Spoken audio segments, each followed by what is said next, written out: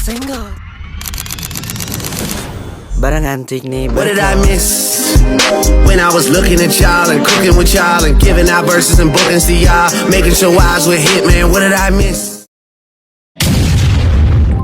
Assalamualaikum warahmatullahi wabarakatuh. Saya Lala. Saya Salwa. Saya Zahwa. Kita sedang ada di SMK Cyber Media Jakarta. Oke, di sini kita mau wawancara terkait sistem informasi pendidikan yang ada di SMK Cyber Media Jakarta. Mau tahu kelanjutannya? Mau tahu kelanjutannya? Mari kita saksikan.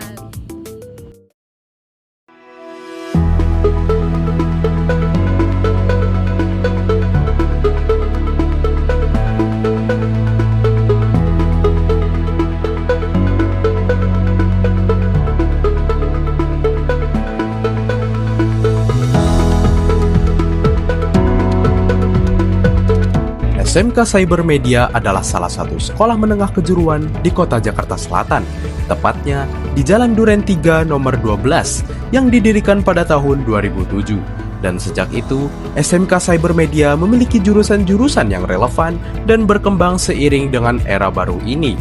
Dalam menjalankan kegiatannya, SMKS Cyber Media berada di bawah naungan Yayasan Kaum Ibu Kebayoran dan berhasil menghasilkan siswa-siswi yang cerdas, kreatif, dan inovatif. Assalamualaikum warahmatullahi wabarakatuh. Saya Joko Suranto, Kepala Sekolah SMK Cyber Media. Tahun ini, SMK Cyber Media memiliki 4 konsentrasi keahlian. 1. TJKT, 2. DKV, 3. MPLB. Yang keempat ini yang baru, yaitu PPLG.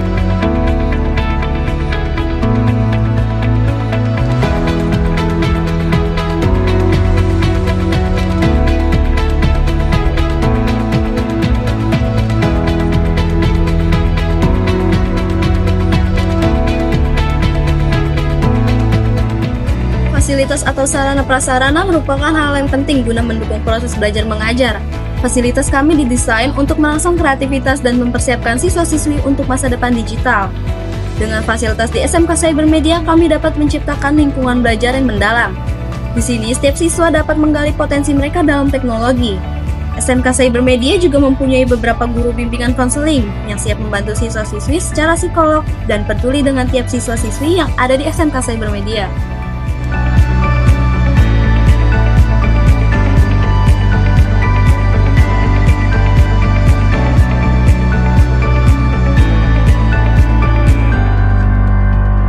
Assalamualaikum warahmatullahi wabarakatuh. Saya Nani Rohani Rashid sebagai Wakil Bidang Kurikulum di SMK Cyber Media Jakarta. Di SMK Cyber Media Jakarta, kami memiliki 4 jurusan, yaitu DKV, TJKT, MPLB, dan PPLG. Yang pertama DKV, Desain Komunikasi Visual.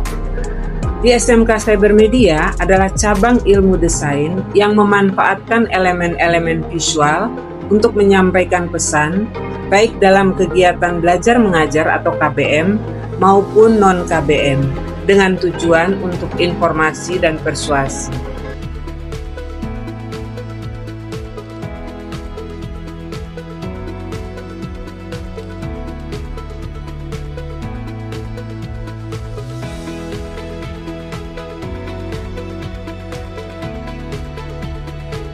Yang kedua adalah TJKT, Teknik Jaringan Komputer dan Telekomunikasi.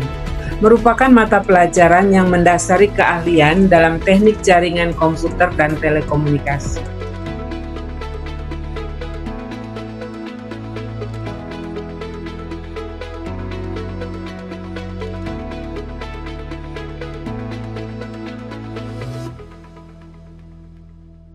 Yang ketiga adalah MPLB, Manajemen Perkantoran dan Layanan Bisnis. Di SMK Cyber Media adalah program yang membekali siswa dengan keterampilan, pengetahuan, dan sikap untuk menjadi tenaga kerja tingkat menengah dalam pengelolaan administrasi perkantoran.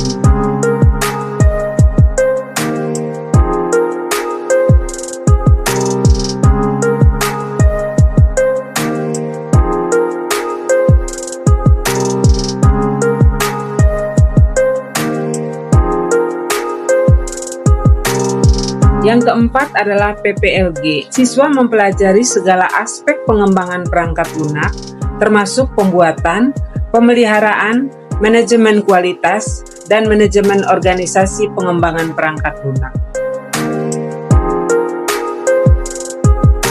SMK Cybermedia tidak hanya menyediakan jurusan-jurusan yang mendukung era baru, tetapi juga dikenal sebagai sekolah yang berhasil meluluskan siswa-siswinya, sehingga banyak di antara mereka yang diterima di perguruan tinggi favorit. Selain itu, SMK Cybermedia juga mencapai prestasi yang tidak kalah dengan sekolah-sekolah lainnya.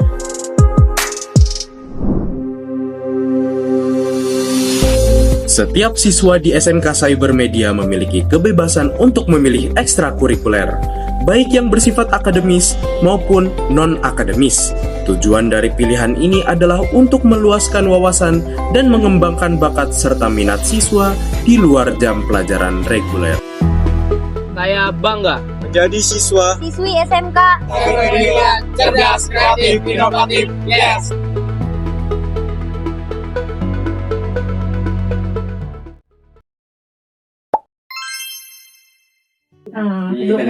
Perkenalkan, saya Fadila Nasution dari mahasiswa Universitas Pamulang. Sebelumnya saya terima kasih kepada Bapak sudah mau meluangkan waktunya untuk wawancara. Tujuan wawancara ini untuk mengetahui bagaimana sistem informasi PPDB ini diterapkan di SMK saya. Tentunya saya bicara dengan Bapak siapa? Pak Keman, saya selaku dosen Langsung ke pertanyaan aja, Pak. Pertanyaan pertama itu sistem atau aplikasi apa yang digunakan sekolah dalam proses PPDB serta bagaimana alur pelaksanaan PPDB di sekolah mulai dari tahap pendaftaran, pengumpulan verifikasi berkas, proses seleksi hingga pengumuman hasil pemilihan siswa. Selama ini kita memakai sistem offline. Orang tua datang, melakukan pendaftaran melalui buku besar. Setelah itu kami memberikan informasi terkait kapan dilakukan tesnya, ada jadwal, ada tanggal, ada hari, ada mata pelajaran dan soal. Lakukan tes. Setelah melakukan tes, nilai tertinggi tetap diambil, ya, nilai tertinggi. Kalau sama-sama nilai tertinggi, dilihat hasil karya kompetensinya. Salah satu contoh di multimedia itu kan gambar, salah satu tesnya. Siapa yang bagus gambarnya itu yang diambil. Kalau nilainya sama-sama. Kalau gambar yang sama-sama bagus, kembali ke nilai lagi. Siapa yang tertinggi? Itu yang dilakukan oleh kita. Setelah itu baru melakukan tes.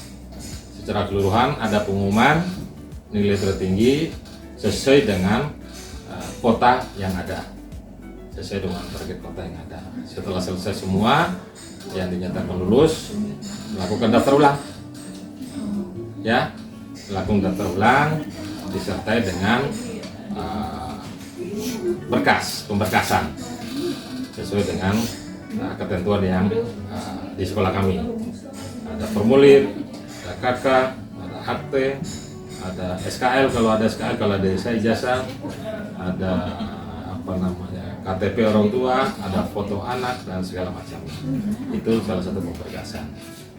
Tapi karena oleh pemerintah sekolah SMK Cybermedia itu menjadi sekolah swasta gratis. Sebelumnya, sebelum ada sekolah swasta gratis, sistem penerimaannya kami masih 2 tahun terakhir, bulan Mei tahun 2005 kami ditunjuk menjadi sekolah swasta gratis. Tahun pertama kami tetap melakukan hal yang sama. Nah, sekarang prosedurnya berbeda karena kita ditunjuk sebagai sekolah swasta gratis, mau nggak mau harus ada atau harus mengikuti aturan pemerintah DKI Jakarta. Apa artinya? Kalau sistem yang digunakan pemerintah DKI Jakarta adalah online, tapi untuk sekolah swasta gratis offline. Tapi persyaratan sama, persyaratan Sidanira, persyaratan TKA, pesawat KK, pesawat domisili dan segala macam. Tapi bentuknya offline. Nah, offline-nya ini kami akan melakukan pemeringkatan terhadap calon peserta didik. Nilai tertinggi akan kita ambil.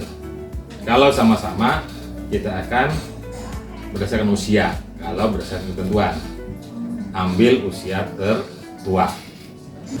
Lalu bagaimana cara sekolah itu mensosialisasikan informasi PPDB ke calon peserta didik dan orang tua agar informasinya itu bisa diterima dengan jelas?